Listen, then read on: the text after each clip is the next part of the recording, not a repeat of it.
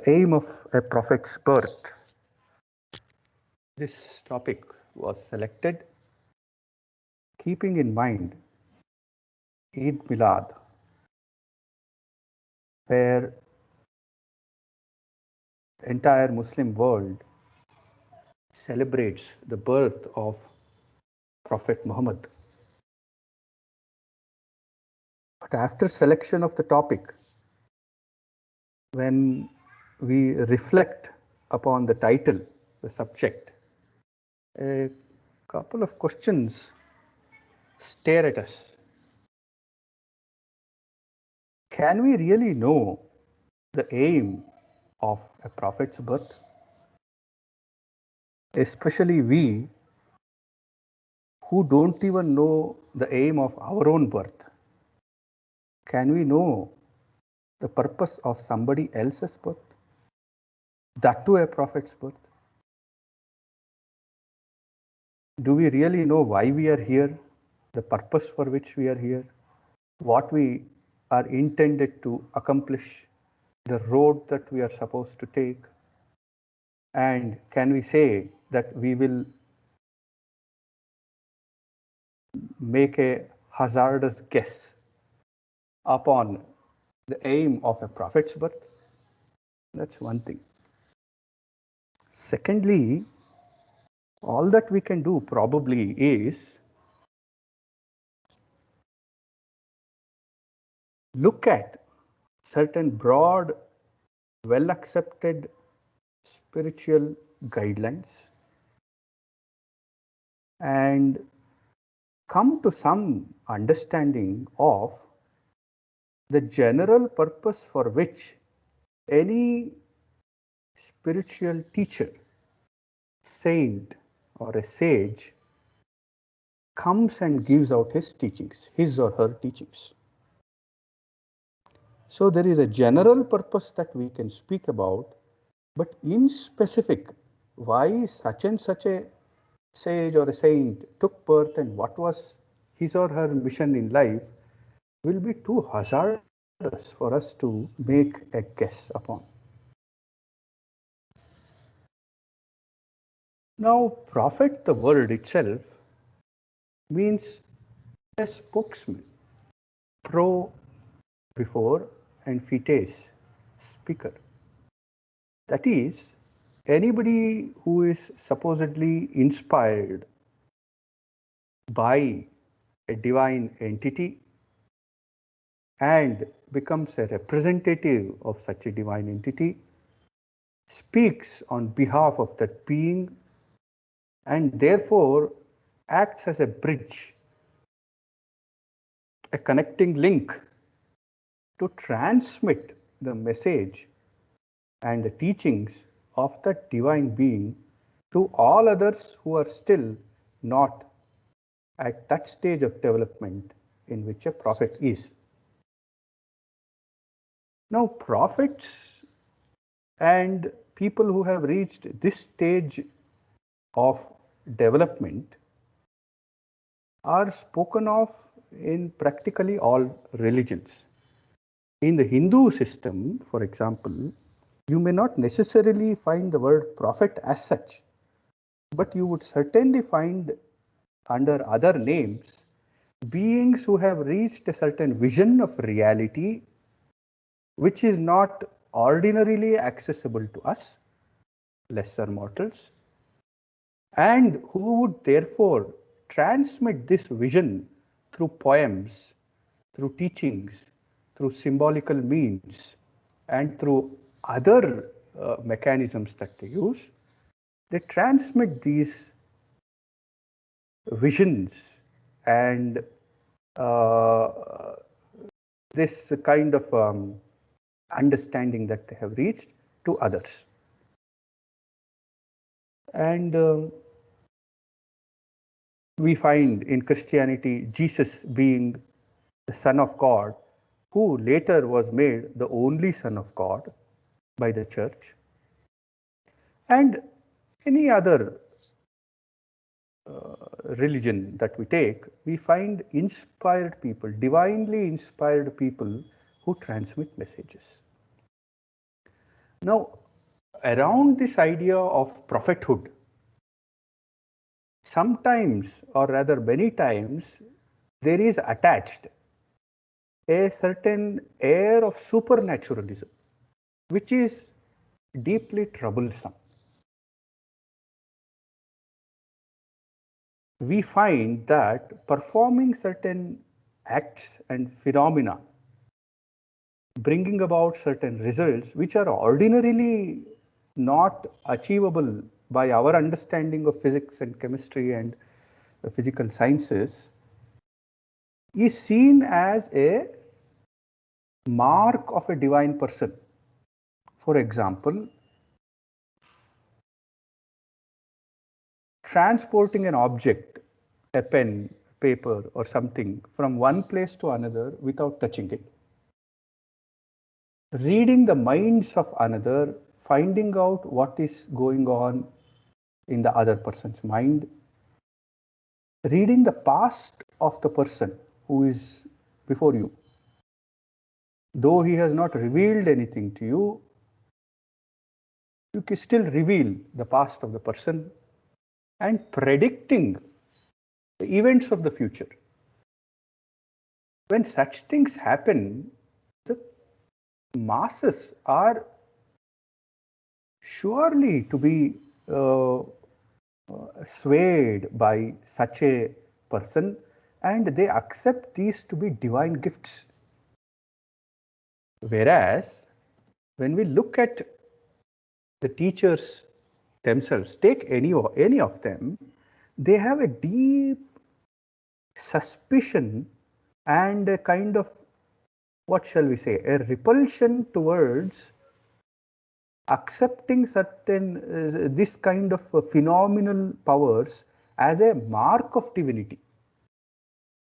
They clearly distinguished between all these tricks, tricks in the sense not that they are false. You can read the past of a person, you can predict the future of a person, you can read events of history which are not recorded in the books of history ever. You can do wonderful things. Just as a few decades ago, anybody speaking of internet or sending a satellite to land on a comet would be considered heretical and almost as a witchcraft a few centuries ago. But we find it to be a commonplace thing. We are all sitting in our own spaces and communicating. Similarly, by knowing the inner laws of nature, the hidden laws of nature, you can perform wonderful things. But just as our scientific progress and technological progress is not a mark of true human development, like we see in the world today with all our technology, we still behave like animals. Similarly, knowledge of merely the occult forces of nature is not a mark of divinity. Look at what Paul says in chapter Corinthians. He says that you may speak with the tongues of men and angels, speak any language, but if you do not have charity, then you are a sounding brass and tinkling cymbal. You may have gift of prophecy and understand all the mysteries and all the knowledge. You may have faith and remove mountains, but if you have charity, you are nothing. And I may bestow all my goods to feed the poor, and though I give my body to be burned, and have not charity, it profiteth me nothing. Similarly, one saint, Sufi saint from Khorasan says, you walk on water, what is so great about it? A straw also does that. Fly in the sky, you levitate yourself, nothing more than a fly. You conquer yourself and then you may become somebody. I think this distinction must be kept in mind, and especially if we understand the different parts of our nature beyond the physical, the metaphysical, then we will realize that these astral, psychic, phenomenal powers are merely the lower expressions, lower energies, lower forces, which anybody with a certain amount of discipline directed in a certain manner and with certain practices would be able to acquire. Of course, such a person does great damage to himself, a permanent damage which he does to himself for the sake of a temporary gift, not even a gift, a temporary power. But that's a different point altogether. But the point is, many people are misled because people, certain great teachers or gurus or saints are able to predict their future or read about their past events in their life and so on and so forth. But that is not what the teachers seem to say. Now, coming to Prophet Muhammad himself, we find that majority of the Muslim world and the different branches of Islamic traditions believe that he is the last prophet. They say that, yes, Moses was a prophet, we accept. Jesus was also a prophet, and so on and so forth. They say that there was 120,000 prophets before Muhammad was sent. But Muhammad is special because he is called in Quran Khatam an-Nabbiyan. That is, he is called the seal of prophets. What does the seal of prophet mean? And does it mean that he is the last of the prophet who can ever come? And if he is the last of the prophets who can ever come, does it not mean that evolution has come to a grinding halt? But did Prophet himself mean this? Is this an interpretation that has been imposed, which it most likely is? Or did Prophet actually mean it? These are all questions that comes to mind. Some academicians, some scholars say that Khatam, the word itself is non-Arabic. Therefore, it seems to be an interpolation. Some say that, when you analyze the text in a certain manner, the Khatam an-Nabbiyin is a later addition which does not gel well with the other parts of the Quran. And there are pros, both camps, scholars leaning towards this side and leaning towards that side, but that's an academic discussion which is not going to help us. This kind of exclusivity we find in churchianity also. Let's not say Christianity, because Jesus never meant it. Jesus never said that he was the only Son of God. In fact, Jesus said that, know ye not that ye are the temple of God, each one of us is a God. Communicate with your Father in secret. There are many, many verses in Bible which show that Jesus never taught what the church teaches. So we have to have a perspective of reading the text in a symbolical and broadly, in a broad-minded sense. We have to approach these scriptures.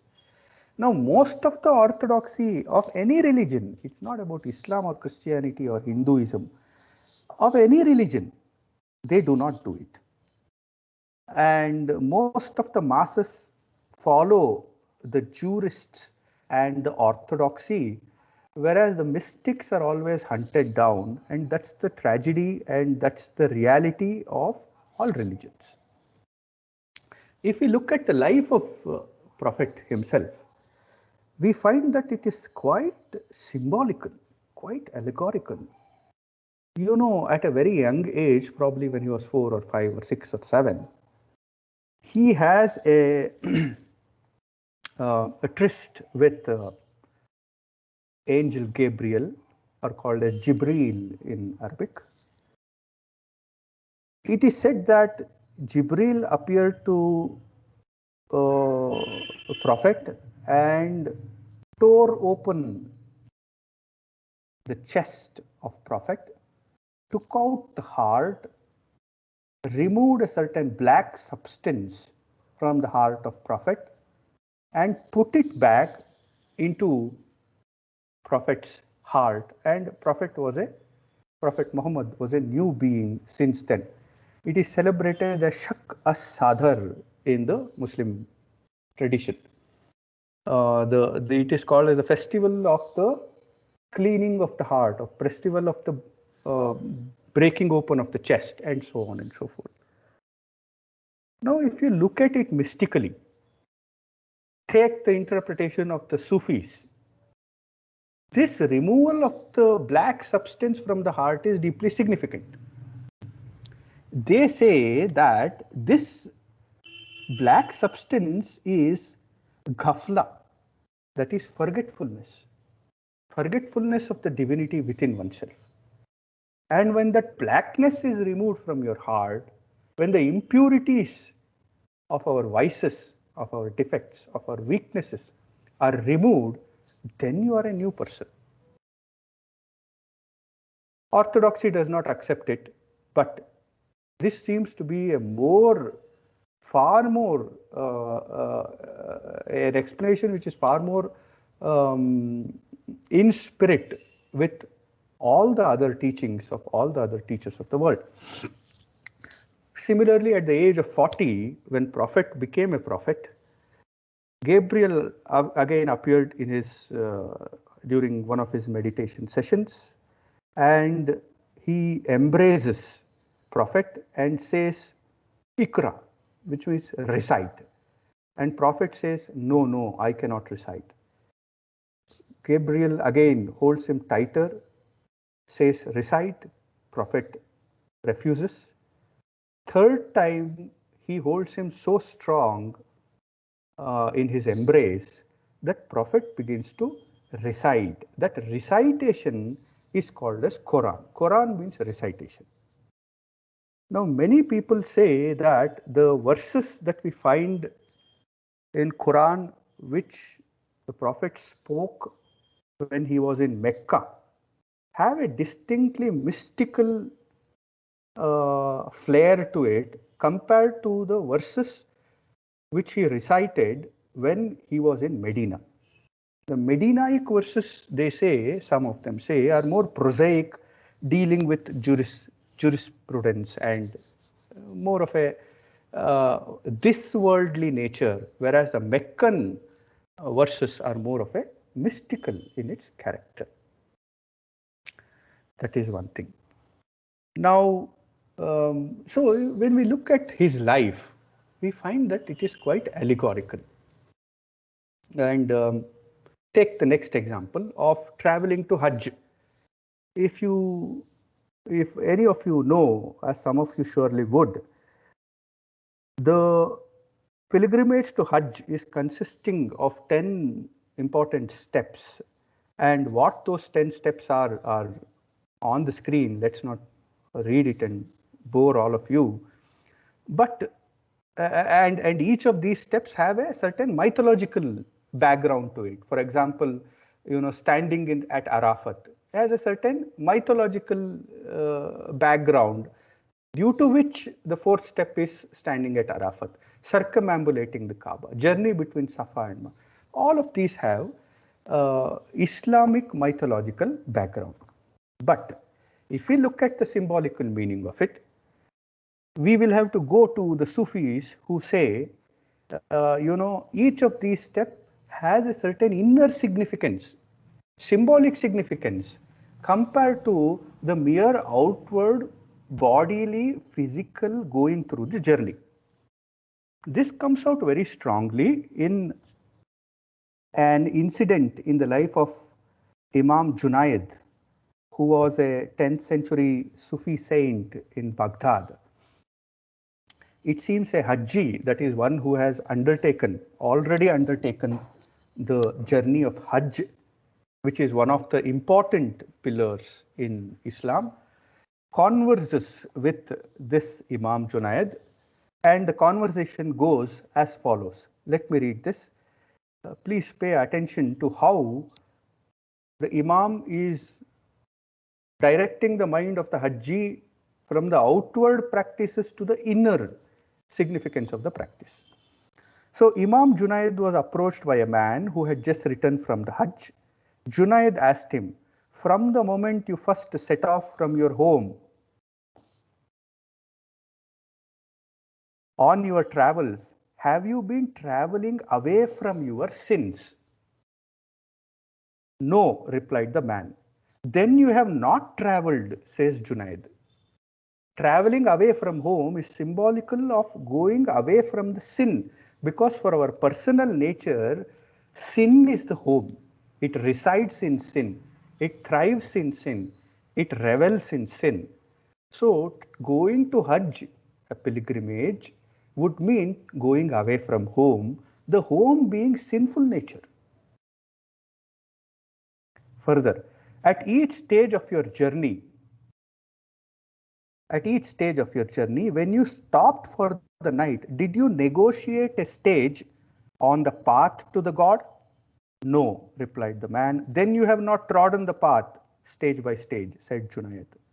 When you put on the garment, wearing the white garment, when you put on the garment worn by pilgrims at the designated place, as you took off your clothes, did you discard the qualities of your human nature? Look at this beautiful analogy. You discard the clothes from which you came and put on a white cloth. That's what Hajjis do. And Junaid is saying that discarding the qualities of your lower human nature. No, said the man, then you have not put on the pilgrim garment, said Junaid. When you stood at Arafat, did you stand a moment in contemplation of the God? No, said the man, then you have not stood at Arafat. When you went to Mustalifa and achieved your desire, did you renounce all sensual desires? No, said the man, then you have not gone to Mustalifa, said Junaid. When you circumambulated the Kaaba, did you behold the spiritual beauty of God in the abode of purification? No, then you have not circumambulated the Kaaba. When you hastened between Safa and Marwa, did you attain to purity, Safa and Marwa, or Murawat virtue? No, then you have not hastened. When you were at Mina, did your wishes, Muna, cease? No, then you have not visited Mina. When you reached the place of slaughter and offered sacrifice, did you sacrifice the objects of worldly desire, offering the sacrifice? No, then you have not sacrificed. When you threw the pebbles, did you throw away whatever sensual thoughts were accompanying you? No, then you have not thrown the pebbles and you have not yet performed the Hajj. You are not a Hajji still. So thus goes the conversation between the Hajji and Junaid. So if we proceed along these lines, we find that the entire Islamic text, as well as the life of Prophet Muhammad, appears quite symbolical and yields a meaning which is quite contrary to what the exoteric religious authorities make it out to be. And this is not entirely unsupported, though the Sufis are, hunted down day and night. There is a tradition which says that Muhammad gave out the teachings which he gave out to the common man. He recorded the word of God, but there were certain few elect people who are called as khas. If you say khas admi, probably the word comes from the same root, khas. These elect people were given esoteric knowledge.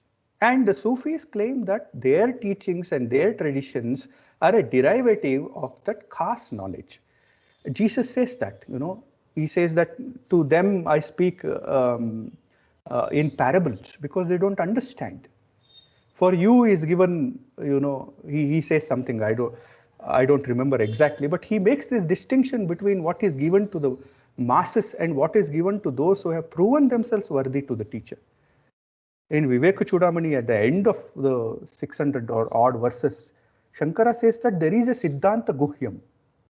esoteric knowledge, hidden knowledge, which is not apparently visible in the outside interpretation of the Vedas and the Upanishads. So Rumi also says, he makes a comparison, and probably it is because of these kind of comparisons, which are quite poetic, metaphorical, that the exoteric authorities have the choicest of the invectives reserved for Rumi, and the kind of names they call him are quite creative in their way, one must say. He says that Quran, the way you understand it is, there are two facets to it. Just as the same woman is a mother to one person but a wife to another, similarly Quran also is mother to the jurist and the exoteric, but to the Sufi she is like a wife. The entire relationship changes, and because of these kind of statements, the Sufis, or what they call as an intoxicated school, were and still are hunted down across the world by the exoteric orthodoxy. And there is another symbolical massacre of the innocents which happened when Jesus was born, and killing of the children when Krishna was born, killing of male child when Moses was born. All these are quite symbolic. The innocents here actually mean, HPB shows in ISIS Unveiled, innocents actually mean the adepts, those who were well versed in mystical knowledge, esoteric knowledge, and they had become so identified with the entire humanity that they were innocent as babes. And therefore, massacre of innocents is actually referring to massacre of, or persecution of this adept fraternity. And one of the missions of all prophets, all saints, is to revive this inner tradition, revive the inner meaning which is hidden in the outside text, in the outer text, whether it is Upanishads or whether it is Quran or Bible. There is a whole silsila, or what we call as Guru Parampara in India, a whole silsila or a chain of teachers who, in their own unique path, give out the supposedly the secret teachings that they have received. In Baghdad, Qadariya sect, then there is Chistiya, then there is Shadiliya, Mevlaya from Rumi's tradition, and so on and so forth. Each of them having their own traditions, but all referring to the same inward unity of teachings. And when it comes to conversion and claiming that one's religion is superior to another's religion, therefore we have a right to convert others and save their souls and so on, which we find in many religions. There is a great saint, Sufi saint, Al-Halaj, who says that he meditated on different religions, endeavoring to understand them, and found that, this is very important, that they stem from the same principle with numerous ramifications.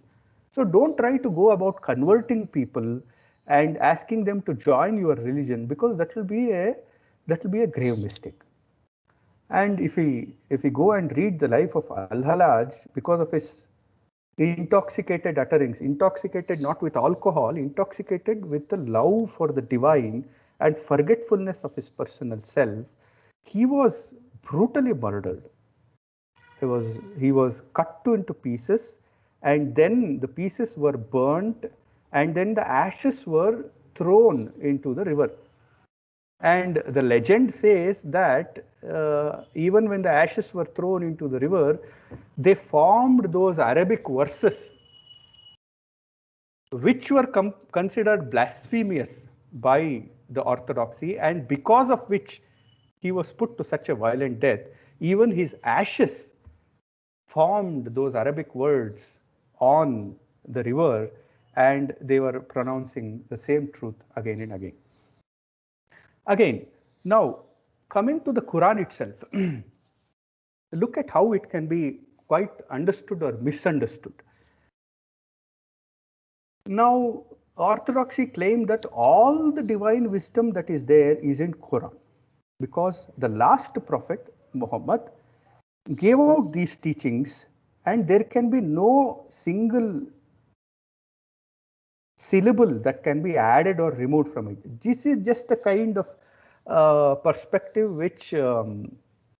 which Christianity had during its height of its power. The kind of ideas it had towards Bible is very similar, and you find a lot of parallels between the growth and development of Christianity with the growth and development of Islam. I would say churchianity with exoteric Islam. Now he says Ali, who is a great companion of Prophet Muhammad, he said that the whole of divine wisdom is in the Holy Quran, but the wisdom that is contained in the Holy Quran is in the first chapter of the Quran. The wisdom of the first chapter is in the first verse. The wisdom of the first verse, and what is the first verse? It is this one. Of course, none of us read Arabic here, I'm sure, but it says Bismillah ar-Rahman ar-Rahim. That's what verse says, and the translation of that is in the name of the God, the all compassionate and the all merciful. That is the first verse. So the entire knowledge of the first chapter is in the first verse. Entire knowledge of the first verse is in the first letter, this one, B, Bismillah, B. And finally he says the knowledge of the first word, first letter, B, is in this dot, the dot here. This is a very mystical statement that Ali is making, saying that all the knowledge appears from a single dot. Now, those of us who have studied some amount of esoteric cosmogenesis know what dot means. It represents that one single point from which everything arises. You know, in some of the tantric Shaivite traditions, they call as bindu, and it is from this dot that everything has arisen. So all the wisdom that is there in the world is contained in the dot is not a wrong statement at all. It's quite mystical, quite understandable. And when Ali was asked to explain what it means by his followers who heard this strange statement, he said that knowledge is but a point, it is the ignorant who increased it. So we find a different tradition when we take up the study of scriptures with an open mind and do a comparative study of scriptures. I think this is very crucial for anyone who is even remotely interested in understanding his own scriptures or other scriptures belonging to other religions, that you must do a comparative study of all religions or whatever religion that we can lay our hands on with an open mind, with the motive to find out the common basis in all. Now, there are many scholars who are quite intellectual, quite brilliant in their understanding of the scriptures, but the motive is quite destructive, and that very destructive separative nature debars them from obtaining true knowledge. Because truth can only come when you seek it with all sincerity and not with a motive to obtain accolades or to destroy somebody else's, what somebody else considers as sacred. All these are most deep obstacles on the way of obtaining truth. So in this manner, we can understand Quran in a different manner. So this conflict between those who say that there is an inner spirit behind the scriptures and the overzealous followers who make the scripture itself into a concrete entity and demand a certain kind of blind obedience is found throughout history, every millennium, century, decade, every year. This is found throughout without exception. Now, there was a very insightful anecdote which Sri M spoke about, mentioned when he visited the Indian Institute of World Culture. He says that the Satan, the devil, and his friend were walking on the roadside. Probably they were taking an evening walk. And then Satan finds that there is a fragment of truth which has fallen by the wayside. Now, truth and Satan are opposites. But still, Satan takes that fragment of truth and puts it in his pocket. Now, the friend of Satan is quite aghast with this act and says that, Satan, you are done for, because you are gone now. This is the end of you, because you have taken a fragment of truth, whereas you are the very antithesis of truth. What will you do? Why did you do this? So Satan calms down his friend and says, don't worry, I will organize this fragment of truth into a religion. It's a very small story, but deeply indicative of the human condition and the development of religions, where a fragment of truth by the work of the devil is transformed into a religious institution, and the religious institution is a very antithesis of what the teacher actually said. So it becomes a teacher versus followers. Like we find some people claiming, Buddha was opposed by Shankara, and Shankara spoke against, Buddha spoke against the Vedas, whereas Shankara defended the Vedas. These are all quite, if you yourself take the scriptures and study them, you would reach a different conclusion. Some of us try to do that. It's a personal experience. Others in the audience can share that, I'm sure. I've shared the same experience, I'm sure. Similarly, in this we find in Christianity also. Reincarnation was a cornerstone of Jesus' teaching. Jesus' teaching cannot be understood except through reincarnation and karma. Whereas an anathema was passed 6 centuries after the supposed death of Christ, saying that pre-existence of the soul, that is immortality and monstrous restoration, reincarnation and so on, is an anathema. There was one Pope Vigilius, who actually used to teach openly, a pope teaching openly reincarnation. But he was jailed by Justinian because teaching reincarnation and teaching karma would mean the end of church. Because reincarnation would mean that the soul is pre-existent, which means that the soul is immortal, which means there is no special creation of soul at every birth, which in other words would mean, what is the difference between my soul and the soul of the Jesus? We are all sons of God. And if that is the case, then why bother about church? And if the church is not bothered about, why bother about the empire itself? So the cornerstone of any orthodox religious system is ignorance and fear. Ignorance and fear. So this we find in all religions, of course. Coming to jihad, we will close in another 3 or 4 minutes, 4 or 5 minutes probably. Jihad means to strive, struggle, exert. You just try this out yourself. We can all try it out. Whatever you know is your defect, you say that you will overcome it, not giving to it, not giving to that desire, not giving to that irritation, not giving to the temptation for 24 hours from now. If you sincerely make this resolve and see, you will find that jihad happening within you. The kind of struggle that happens, that the turmoil that is brought out within you, that you find within your own mind and heart, which engulfs you, and the struggle that you have to, the will that you have to exert to overcome those assertive defects in us, that's jihad. It seems after one of the military campaigns, Prophet Muhammad said we are returning from the lesser jihad and now into the greater jihad. That is, he was saying, okay, you have attained this political freedom and victory over your enemy. That's a lesser jihad, that's a lesser struggle.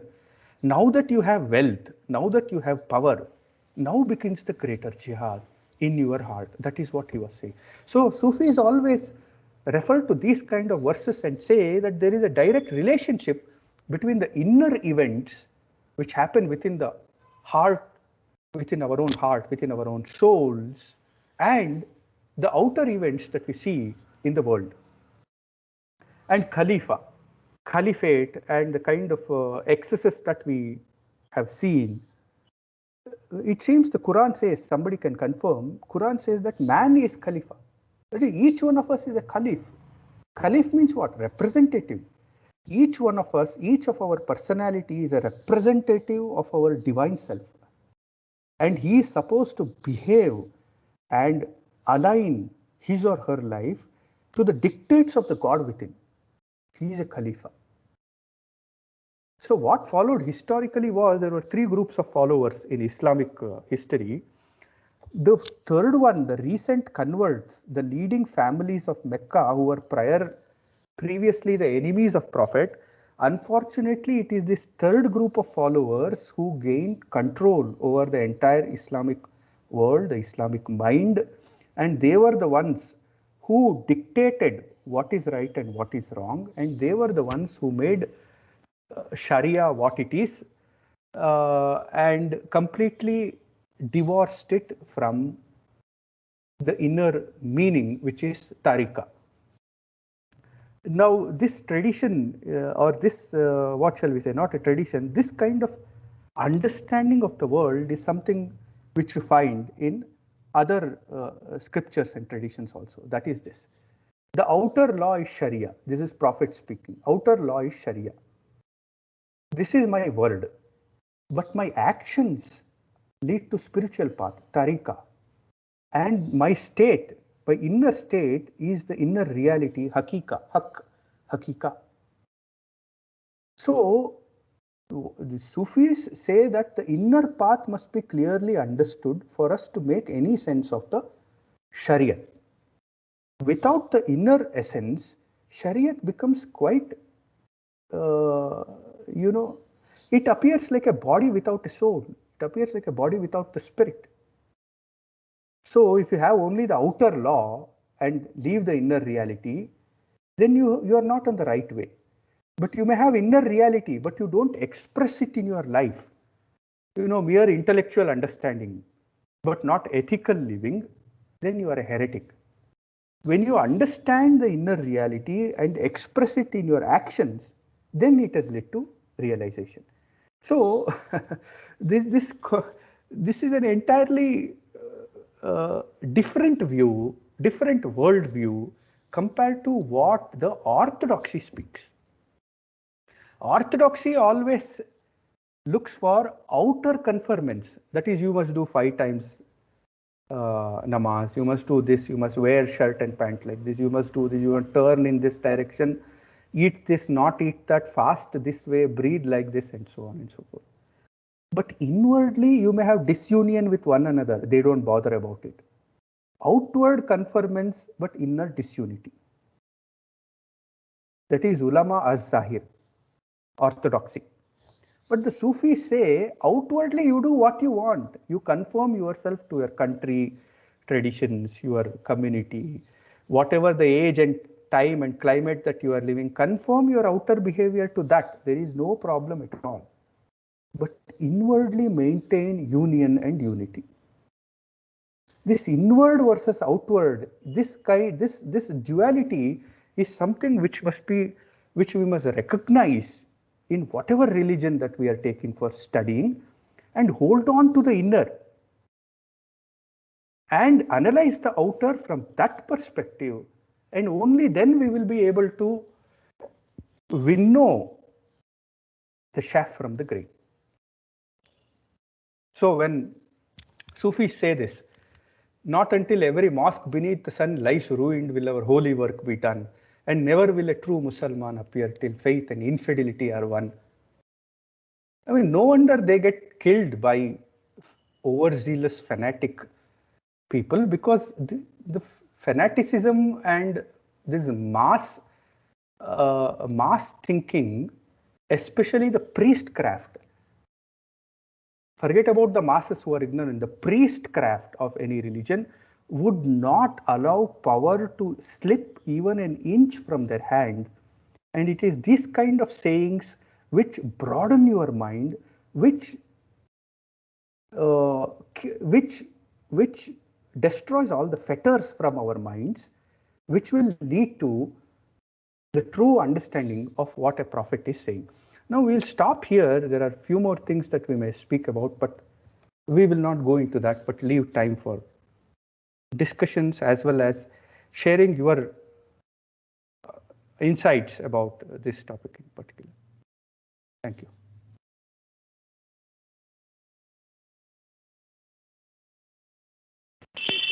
Can you show the last slide?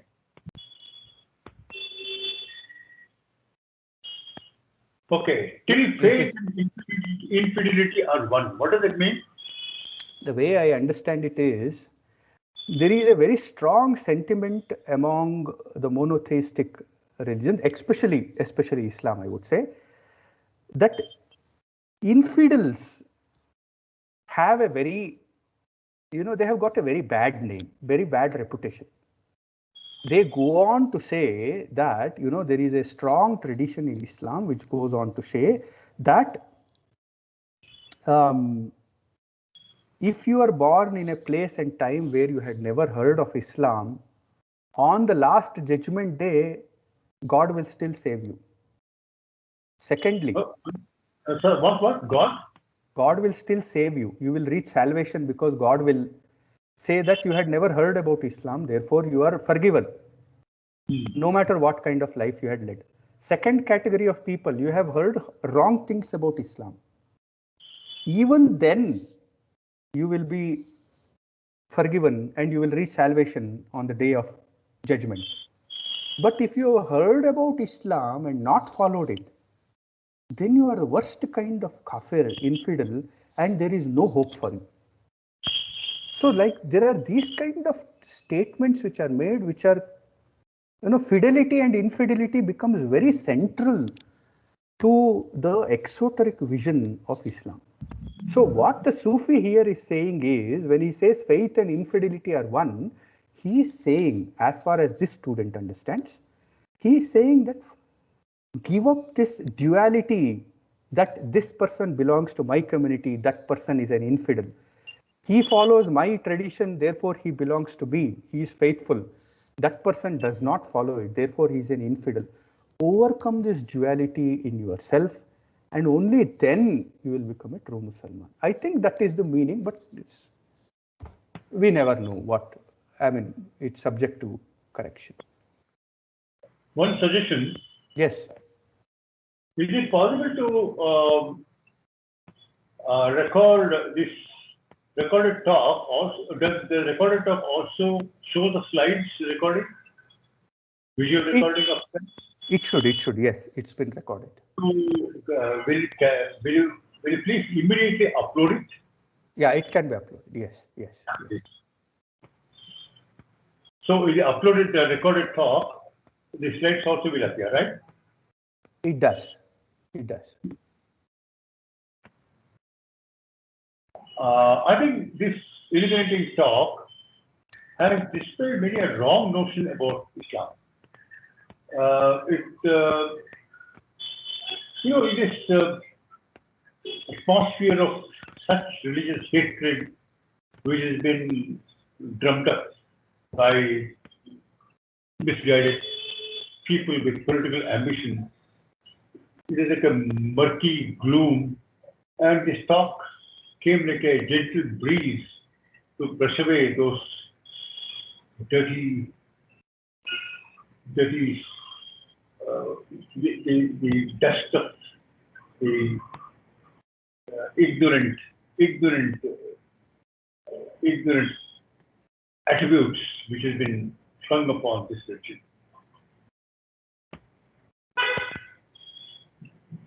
Yeah, that seems to be a very important point, and each one can, reach this conclusion for himself. Only thing that is needed is a open-minded comparative study of different religions. I think that's a very important task that we should undertake, especially in this age where at your fingertips you find all the books. I mean, somebody was saying all the wisdom of the world is at your fingertips, but still we are so unwise. So we have access to everything. Take it and study the teachings of the Sufis and see what is so fanatical about it. There is nothing fanatical about it. Quite And Vedantic, quite Vedantic, yeah. perfect Vedanta. And the students attempt at reading and understanding Quran in the light of theosophy, I find that it is sublime because some of the verses have been misquoted, misunderstood, and taken out of context, especially out of historical context, and given a twist. But with the theosophical background, this student was able to make out the the true intent behind these verses.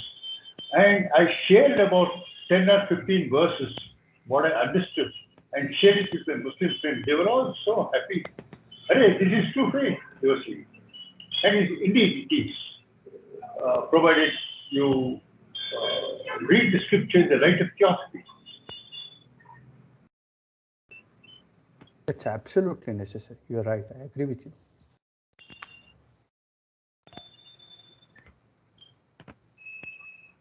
See, this is the meaning of the declaration. The true theosophist belongs to no cult or sect, yet belongs to each and all. Because he touches the source and the sound from which all religions have sprung. And this talk has pointed out that source in which the true Islam has sprung, and the original spirit is still runs through the pages of the Quran. But the only thing, we are so blind and deaf that we don't hear it or see it. And the other thing about the Quran of the Medina and Quran of the Mecca. I have not known that. Can you elaborate it a little? See, all that I understood was that when Prophet began to recite and give out Quran, they say that at that particular moment when symbolically Gabriel asked him to recite, the entire Quran entered into his heart. They call it the vertical descent. The vertical descent happened in an instant, but for the horizontal descent, or shall we say the horizontal propagation, it took 23 years for Prophet to one by one recite those verses, and it took 23 years. So it was divided into the verses that he recited when he was in Mecca and the verses that he recited when he was in Medina. Historically also, it gives a different it gives a deeper understanding of how the mission of Prophet seems to be different when he was in Mecca versus when he was in Medina. Now, it may be called blasphemy by somebody who hears it, but this is just the student's understanding. And scholars say, coming back to the question, scholars say that if you analyze the verses of the Meccan origin, they are very mystical in its character, very spiritual and otherworldly. Whereas the Medina verses refer more to the prosaic and this worldly matters. Now we must remember that Quran itself was not written by Prophet. He says that he is an ummi, which means he is an illiterate. He only recited. It was those who heard it, a portion of them put it into their memory. They were called as Hafiz. Hafiz means memorizers. they, without changing a syllable, they say they memorized all that Prophet was saying. And unfortunately, many of them, something like 70 of them, were killed in the battles which was waged between Meccans and Medinians. And the other verses were all, those who could not remember it, wrote it down on parchments, on stones, on camel skin, on the bones of various, you know, camels happened. The Abbasid empire, which was started by Abbas. Abbas was one who did not convert to Islam on the earlier days. Something like for 2 decades, he denied Islam and he fought on a camp, in a camp which opposed and fought against Prophet. But they get to say what is right and what is wrong. So very strange. Okay, tell me, how do we distinguish the text that we are reading is Meccan or Medina? There must be. I'm sure there are historical references to it. I can try and find out. I can try. How to procure both verses so that we can make comparative studies? No, Quran itself, the Quran in its official form, which is a particular codex which was determined, even in that official version which we have, that itself contains portion of verses which are Meccan and portion of verses which are Medinian. And the Meccan portions are supposed to be more mystical in its nature. And Medina is understandable because it was in Medina that the Prophet talked about a democratic political, we created a sort of a secular democratic republic sort of a thing. Because there were Jews, there were other Arab tribes, and there were Islamists. He made out a constitution-like thing in which all could coexist. Probably the Medina version of the Quran has to do with that social and political arrangement, I suppose. Absolutely, that's my understanding also. The mission that he undertook there was more of a political and social and economic in nature compared to the mystical and spiritual one which he had in the Meccan region. I mean, this clarifies removes a lot of misconceptions about Islam. It's a very important talk. We must share it with as many people as possible and immediately post it on the website. We'll do that, sir. We'll do that. So let's conclude here. We have slightly exceeded our time. And remember this verse by Al-Bistami. Poems like this are so elevating, ennobling, Vedantic, Advaitic in its